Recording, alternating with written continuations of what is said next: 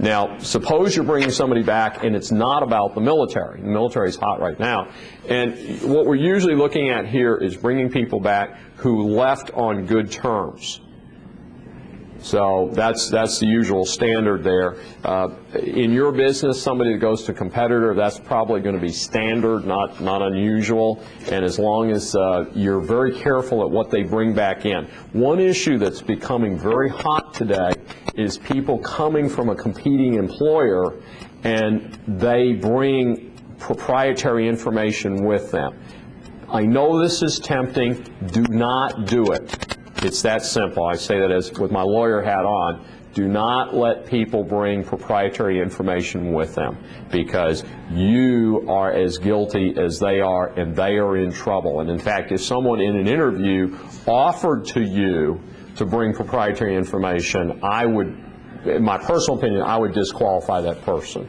I would not hire someone who offered to do that, because what are they going to do to you when they leave your place and hang out their shingle or whatever? So, you know, we certainly want to be concerned about ethical issues, but this is also a legal issue, and because it is very difficult to enforce non-compete agreements in Texas, what a lot of businesses have switched to is enforcing confidentiality agreements and going after proprietary information, and this is a very hot legal area. And it's one of those things, you're watching, you know, Law and Order and all these things, you're not hearing about this. I'm in the trenches. I can tell you that this is one of the most active legal areas today in Texas, is competition through lawsuits over confidential information. So don't be sucked into that trap, and it's surprisingly common.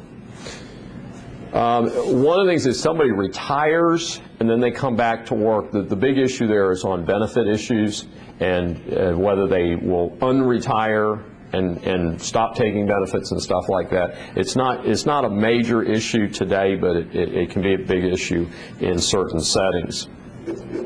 We're going to switch gears a little bit and come back to the important topic of interviewing. And at this point, does anybody have any question about some of our introductory material this morning? The only thing that came to mind when you talk about confidentiality and with our employment of other people maybe having knowledge from other firms, we've got a lot of confidentiality issues with our clients that they expect us to maintain their information confidential. They understand we work for competitors. Is there any way to ascertain integrity with regard to that? I mean, I'm looking at employees. If we bring them in and we don't know, they're not saying, I'm going to bring you information from XYZ architects down the street, but I can bring you information about these clients. That's part of their value to us, is that they know those clients.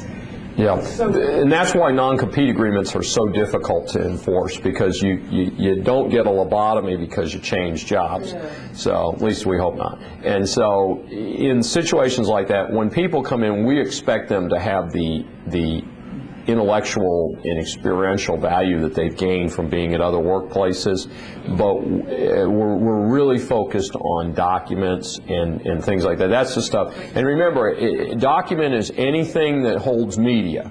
So that's CDs and DVDs and transmissions, all of the above, and they're all discoverable in the legal process. Yes, sir. To follow on what Diane was asking, though, if our clients ask us to sign a confidentiality agreement, yes, and then one of our employees violates that agreement, which we are asked to sign that. Right. Right. Goes out in the community and says something, I mean, where do we stand there?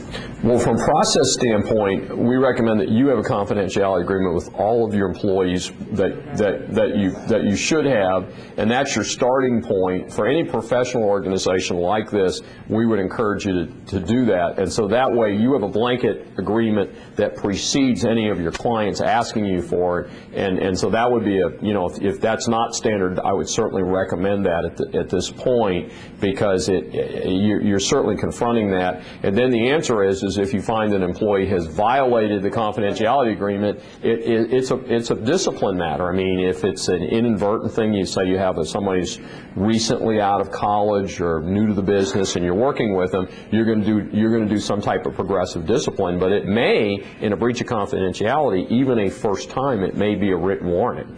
I mean, you may go way up the process. Again, we talked about discipline earlier. Progressive discipline is a relative situation. Breach of confidentiality is very serious, and you need to communicate that to your employees. Employees need to understand discussion of personnel records, discussion of client matters, discussion of design, discussion of bid information. And let me give you a little more muscle on this.